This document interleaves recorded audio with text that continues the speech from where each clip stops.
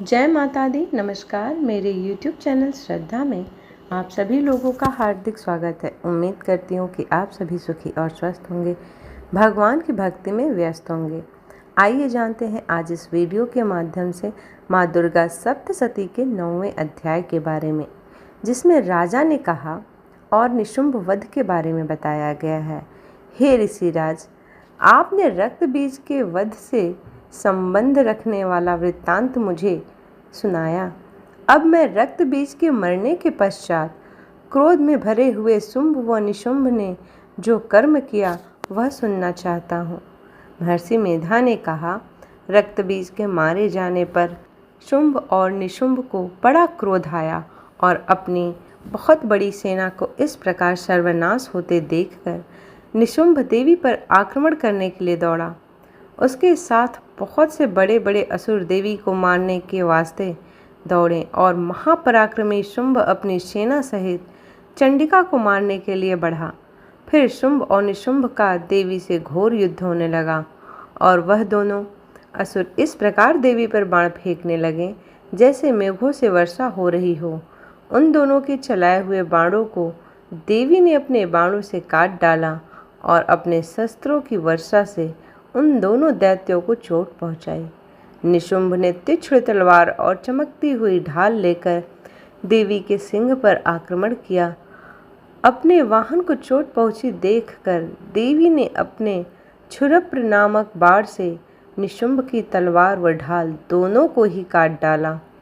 तलवार और ढाल कट जाने पर निशुंभ ने देवी पर शक्ति से प्रहार किया। देवी ने अपने चक्र से उसके 2 टुकड़े कर दिए। फिर क्या था, दैत्य मारे क्रोध के जल भुन गया और उसने देवी को मारने के लिए उसकी ओर शूल फेंका, किंतु देवी ने अपने मुक्के से उसको चूर चूर कर डाला। फिर उसने देवी पर गदा से प्रहार किया। देवी ने त्रिशूल से गदा को भस्म कर डाला। इसके पश्चात वह फरसा हाथ में लेकर देवी की ओर लपका। देवी ने अपने तीखे बाणों से उसे धरती पर सुला दिया। अपने पराक्रमी भाई निशुंभ के इस प्रकार के मरने पर शुंभ क्रोध में भरकर देवी को मारने के लिए दौड़ा। वह रथ में बैठा हुआ उत्तम आयुधों से सुशोभित अपने 8 बड़ी बड़ी भुजाओं से सारे आकाश को ढके हुए था।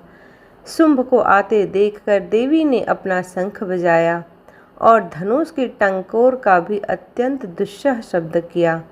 साथ ही अपने घंटे के शब्द से, जो कि संपूर्ण दैत्य सेना के तेज को नष्ट करने वाला था, संपूर्ण दिशाओं में व्याप्त कर दिया। इसके पश्चात देवी के सिंह ने अपनी दहाड़ से, जिसे सुन बड़े बड़े बलवानों को मदचूर हो जाता था, आकाश, पृथ्वी और 10 दिशाओं को पूरित कर दिया। फिर आकाश के उछलकर काली ने अपने दांतों तथा हाथों को पृथ्वी पर पटका। उसको ऐसा करने से शब्द हुआ जिससे कि उससे पहले के सारे शब्द शांत हो गए। इसके पश्चात शिवदूती ने असुरों के लिए भय उत्पन्न करने वाला अट्टहास किया, जिसे सुनकर दैत्य थर्रा उठे और शुंभ को बड़ा क्रोध हुआ। फिर अंबिका ने उसे कहा, अरे दुष्ट, खड़ा रह, खड़ा रह। कहा तो आकाश से सभी देवता जय हो बोल उठे। शुंभ ने वहां आकर ज्वालाओं से युक्त एक अत्यंत भयंकर शक्ति छोड़ी, जिसे देखकर देवी ने अपनी महोल्का नामक शक्ति से काट डाला। हे राजन, फिर शुंभ के सिंहनाद से तीनों लोक व्याप्त हो गए और उसकी प्रतिध्वनि से ऐसा घोर शब्द हुआ जिसने इससे पहले के सब शब्दों को जीत लिया। शुंभ के छोड़े बाणों को देवी ने और देवी के छोड़े बाणों को शुंभ ने अपने बाणों से काट सैकड़ों और हजारों टुकड़ों में परिवर्तित कर दिया।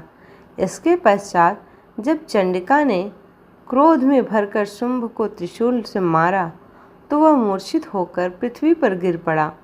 जब उसकी मूर्छा दूर हुई तो वह धनुष लेकर आया और अपने बाणों से उसने देवी काली तथा सिंह को घायल कर दिया। फिर उस राक्षस ने 10,000 भुजाएं धारण करके चक्र आदि आयुधों से देवी को आच्छादित कर दिया।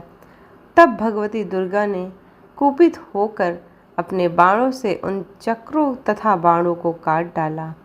यह देखकर निशुंभ हाथ में गदा लेकर चंडिका को मारने के लिए दौड़ा। उसके आते ही देवी ने तीक्ष्ण धार वाले खड्ग से उसकी गदा को काट डाला। उसने फिर त्रिशूल हाथ में ले लिया। देवताओं को दुखी करने वाला निशुंभ त्रिशूल हाथ में लिए हुए आता देखकर चंडिका ने अपने शूल से उसकी छाती पर प्रहार किया और उसकी छाती को चीर डाला। शूल विदृढ़ हो जाने पर उसकी छाती में से एक उस जैसा ही महापराक्रमी दैत्य ठहर जा कहता हुआ निकला। उसको देखकर देवी ने बड़े जोर से ठहाका लगाया।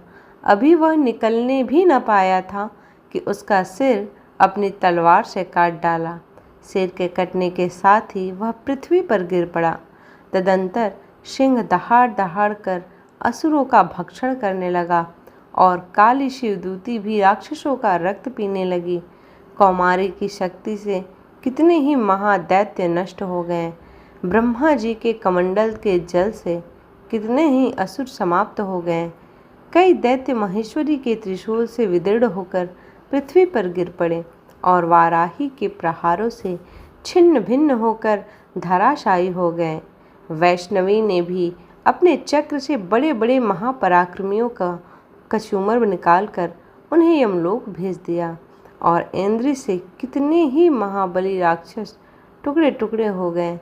कई दैत्य मारे गए, कई भाग गए, कितने ही काली शिवदूती और सिंह ने भक्षण कर डाले।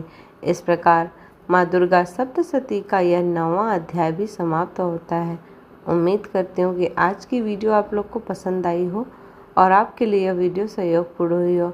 वीडियो पसंद आई हो तो वीडियो को ज़्यादा से ज़्यादा शेयर करें, लाइक करें और चैनल को सब्सक्राइब करें। इसी प्रकार की भक्तिभाव और पूजा पाठ से जुड़ी वीडियोस को प्राप्त करने के लिए चैनल को सब्सक्राइब करना ना भूलें। मिलते हैं अगले अध्याय में, तब तक के लिए जय माता दी।